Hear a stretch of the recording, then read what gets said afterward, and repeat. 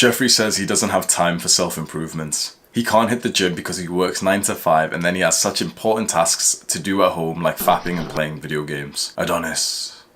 No. Adonis. No. Adonis. Adonis. Adonis. Nah. I've lost it, bro. Adonis. Adonis. Adonis. Adonis. Adonis knows how he spends his time directly controls what his life is like. And so Adonis spends his time conquering challenges and developing himself.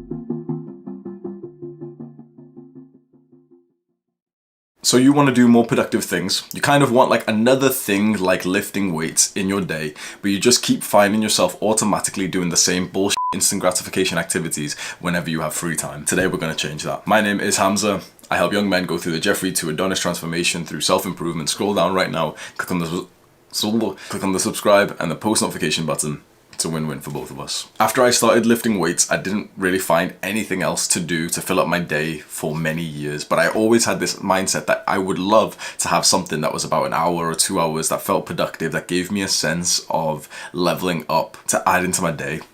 But I would just never really find it. It was only up until last year when I got this thought, this realization that's really gonna help you. It's better to literally just sit around and think than it is to do the standard instant gratification bullshit that you spend your time on. And so about a year ago, literally just sitting, I know this is crazy for some young people, just sitting around with no screens, no nothing, became a habit for me. And I promise you that that's why I'm getting successful today. Because you need to understand that the random stuff that you do in your free time isn't really random, it's a habit.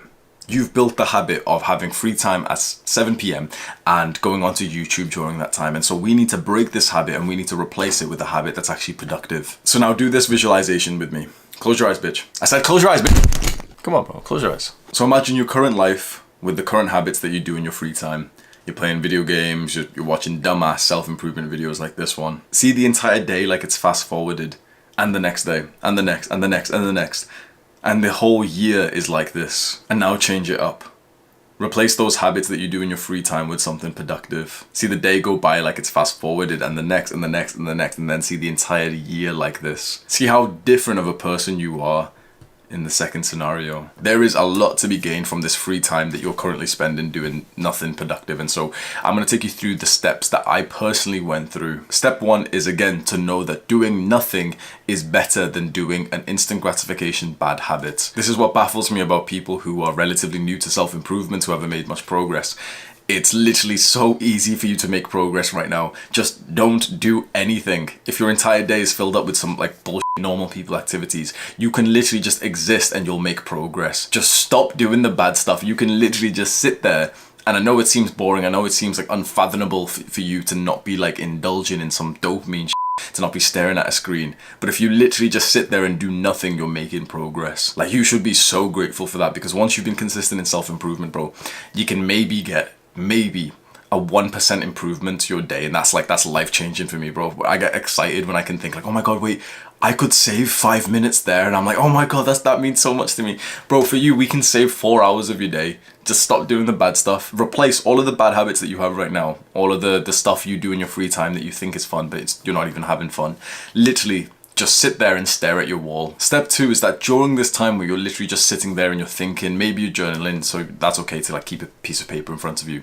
Here is where your brain will automatically think of things for you to do. And this is where it gets interesting. You wanted me to tell you a list of 10 things that you could do, but that's because you're a little bitch. You wanted me to say, oh, well, you can do calisthenics and you can write and you can make us a rap song and you knew that stuff already. This video would have been more appealing to you if I just listed out 10 autistic things for you to do. That's because you're a little pussy. You knew that you could have done those things anyway, but you're not doing them because it was never the idea that you needed. It was never like the activity. Like, every time someone asks me this question based on this, they always want me to respond with like 3 things they can do, but they'll never do those things because those things were already in your mind. The reason why you don't do the good habits is because you currently do the bad habits, and we need to like gradually stop the bad habit to do nothing and then do something. Your mind has to come to the ideas itself. And so in step 2 is when you're going to be so bored, you're literally just like staring around, just sitting, thinking about life. That's when you're going to get these ideas. Because I can tell you right now, go do gymnastics, and you won't. But after 3 hours of just being sat there, just bored as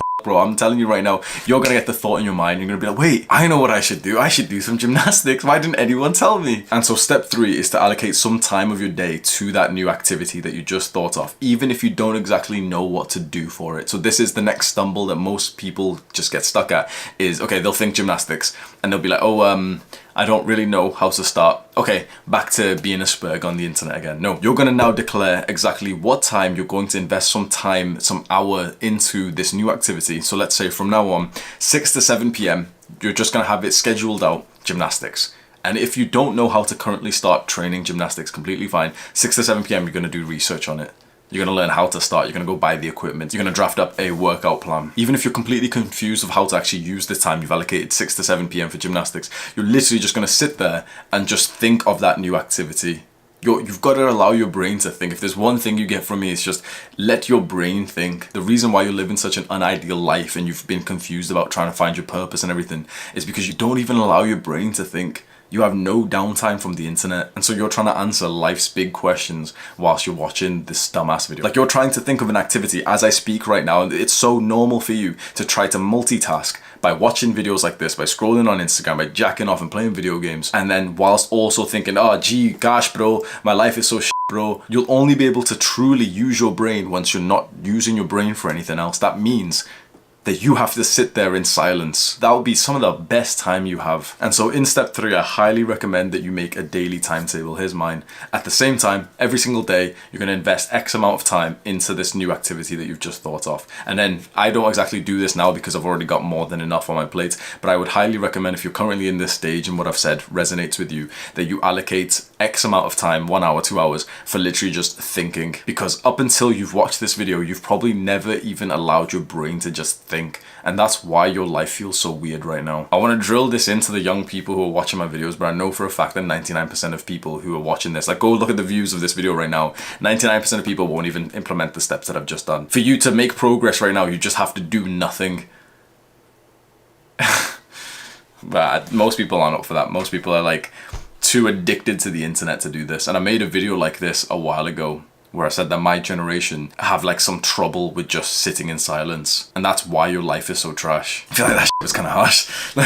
Let me end this on a positive note. When I first got this idea of sitting around doing nothing, I visualized, I can't say who exactly it was, but it's like I saw flashes of authors and like very successful creative people and like men who used to journal hundreds, thousands of years ago in Rome or something. I journal like all these people, and I would think about them just kind of being sat back and literally just allowing their brain to think. And we don't do that anymore. Like, we cloud our brain and we stimulate it with every single moment that we get. And even I do. And I'm like the monk of us. I'm the guy on the dopamine detox. I'm still telling you the technology is still ruling my life, but I've reduced it by probably like 50%. And even then it still feels like I do it too much. And so I can't even imagine what it's like for a spurg like you. I know that this seems crazy, and I know that this advice seems so stupid, like you're probably not going to do it.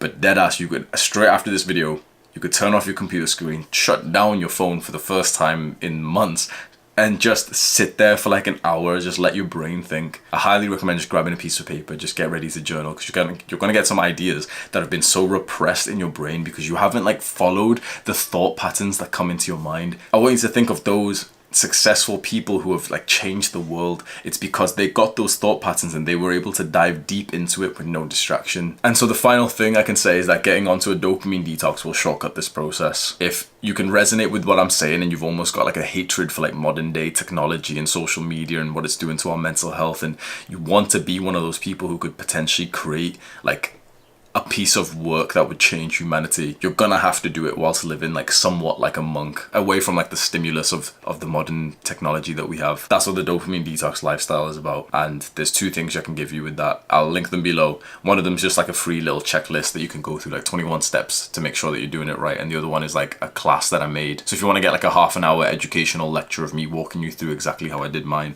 I'll link them both below. You can scroll down right now and click on those links. Think about the hard stuff, especially when you don't feel like it.